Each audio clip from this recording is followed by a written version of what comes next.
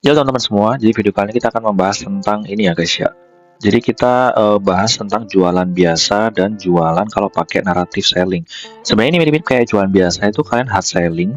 Kalau narrative selling itu lebih ke soft selling sih sebenarnya. Kalau yang jualan biasa seperti biasa ini contohnya ada baju di sini, bajunya biasanya itu mereka jualannya pakai promo terbatas gitu ya, terbatas hari atau terbatas jam atau biasanya terbatas hari itu misalnya kayak 99 dan lain-lain, atau kalau terbatas promo ya, jadi promonya misalnya kayak promo orang baru beli atau promo beli dua gratis satu gitu. Itu salah satu promo. Terus fiturnya apa, misalnya kayak dia pakai baju apa dan lain-lain, atau benefitnya apa, misalnya ada khusus member gitu. Nah itu salah satu contoh yang hard selling. Apakah itu works? Beberapa case itu works, tapi nggak semuanya gitu. Apalagi kalau misalnya kita bersaing dengan orang-orang yang, atau bersaing dengan ya kompetitornya udah terlalu banyak, apalagi kita mau affiliate gitu. Itu sangat sulit, tapi kita bisa pakai yang namanya narrative selling ya. Jadi narrative selling itu kita biasanya itu lebih ke cerita masalahnya dulu teman-teman. Kalian lihat aja di semua sosial media gitu ya, atau di TikTok juga. Kalian lihat template-nya teman-teman. Di awal tuh biasanya kayak akan ada ceritanya dulu, yang dia tuh akan cerita dulu. Nggak mungkin dia langsung di awal tuh langsung nunjukin produk, terus langsung jualan. Nah itu kayaknya mustahil. Dia akan ngasih tahu dulu masalahnya atau ada ceritanya dulu. Nah, nih ada cerita dulu atau ada gimmick bahkan. Ini bener ya Bang Rio. Thank you. Ada gimmicknya dulu bahwa ada sesuatu yang mau disampaikan dulu. Poinnya ada sesuatu yang disampaikan dulu. Nah, ketika ada sesuatu yang disampaikan dulu, nah nanti dia akan menggiring teman-teman dan akhirnya dia akan menjual solusinya. Nah, solusinya itu bisa berupa produk atau service gitu. Nah, biar nggak lama-lama, akan aku kasih tahu contohnya. Di sini ada contohnya Tokopedia, teman-teman. Ini kita langsung lihat aja videonya ya. Tapi nanti ini linknya akan aku kasih di apa namanya di description ya supaya teman-teman bisa ngelihat sendiri juga. Ini akan aku tampilin lebih versi cepatnya ya.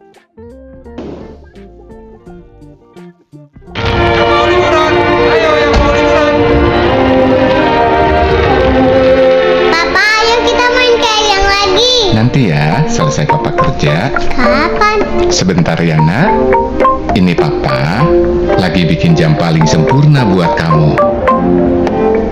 Jika diriku diberikan waktu, ku perhatikan kau. Nah ini ya teman-teman ya. Jadi ada ceritanya dulu nih bahwa si bapaknya itu mau bikin sesuatu yang sempurna untuk anaknya, sedangkan anaknya mau ngapain pun tuh jadi ditinggal.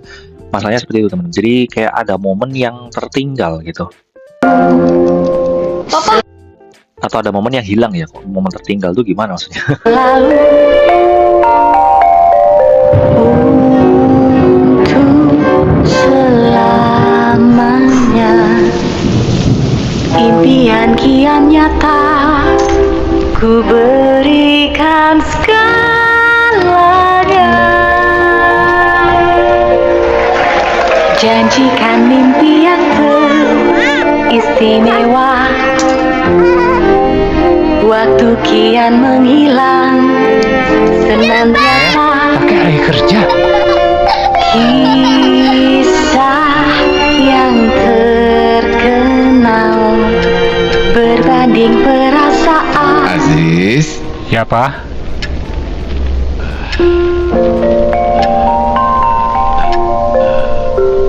Mama. Jam yang paling sempurna. Papa, papa, papa.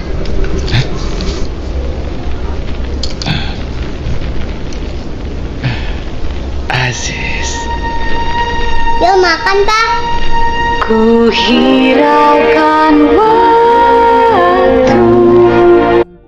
Nah ini copywritingnya teman-teman ya. Untuk yang berarti berikan yang paling berarti. Ku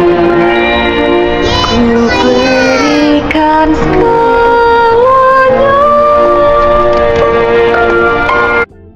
Nah ini hashtagnya mulai aja dulu ya. Jadi ini tagline-nya emang mulai aja dulu. Jadi biar jangan menunggu nanti-nanti karena akan ada momen yang hilang gitu. Tokopedia. Nah ini nggak sponsor ya, tapi ini contoh yang menurut gua itu dia udah next level banget. Kita nggak harus yang kasih tahu seperti itu, tapi intinya tipsnya untuk narrative selling ini sebenarnya teman-teman adalah being relate sih sebenarnya. Being relate. Jadi kalau misalnya kalian punya problem yang relate dengan banyak orang,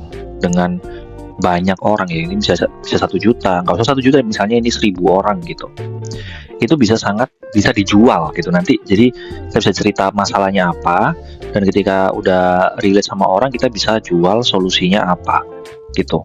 Nah di sini aku kasih contoh aja ya, ini aku kasih contoh. Kemarin ini aku mau beli iPad kan, ini ya, beli iPad. Nah aku tuh bingung, ini tuh kan banyak banget ya teman-teman ya, mau beli di toko yang offline itu juga sangat banyak, mau yang online juga banyak. Kalau yang offline misalnya kayak iBox gitu ya, atau Digimap gitu, atau apalagi ya contohnya, banyak lah. Nah ini kan kemarin ada isu bahwa di iBox di Digimap kayak banyak ditawarin kayak hidden fee gitu loh. Nah kalau misalnya kita mau jualan iPad, kita bisa jualan kayak, oh ini fiturnya tercepat, oh ini harganya itu murah banget, ini kita bisa compare sama kompetitor, speknya di compare ya, ini speknya bisa di compare gitu. Jadi jualan biasanya hard sellingnya seperti itu, ini hard selling. Nah tapi kita juga bisa pakai narasi nih. Aku bisa, misalnya aku jualan iPad ya, aku pakai narasi seperti ini. Ini kemarin beli di iBox kok banyak yang ditawarin-tawarin, di Digimap juga banyak ditawarin hidden fee gitu, sampai akhirnya aku nyoba ke Blibli gitu guys, ternyata nggak ada kayak ditawarin gitu, bahkan kayak misalnya ada tawarin garansi gitu, kita bisa menolak guys. Nah makanya video ini disponsori oleh Blibli. Nah contohnya seperti itu guys. By the way ini nggak disponsori ya. Kalau mau disponsori boleh banget. Jadi ini di Blibli itu aku beli itu bener-bener harga normal ya, nggak ada harga-harga di tawarin seperti itu. So seperti itu guys, contohnya hard selling atau narasi. Jadi kayak ada narasi yang dibangun bahwa oh ini di sini tuh ada hidden fee, ada apa gitu, sehingga harganya bukan harga normal gitu. Kaget juga, baru tahu setelah lihat invoice. Nah itu kan setelah aku bikin videonya juga, ini di sini mungkin ya, di sini itu lumayan banyak yang relate. Lumayan banyak juga yang baru lihat invoice, baru kaget loh, ternyata gitu ya. Nah kalian kaget, saya juga kaget gitu. Cuman saya udah riset ya dulu ya, jadi aman gitu. Nah seperti itu guys. By the way ini nggak disponsori oleh Blibli ya, tapi kalau Blibli mau sponsor boleh. Blibli boleh ya sponsor. So seperti itu teman-teman kalau mau jualan. Okay, thank you very much and see you next video.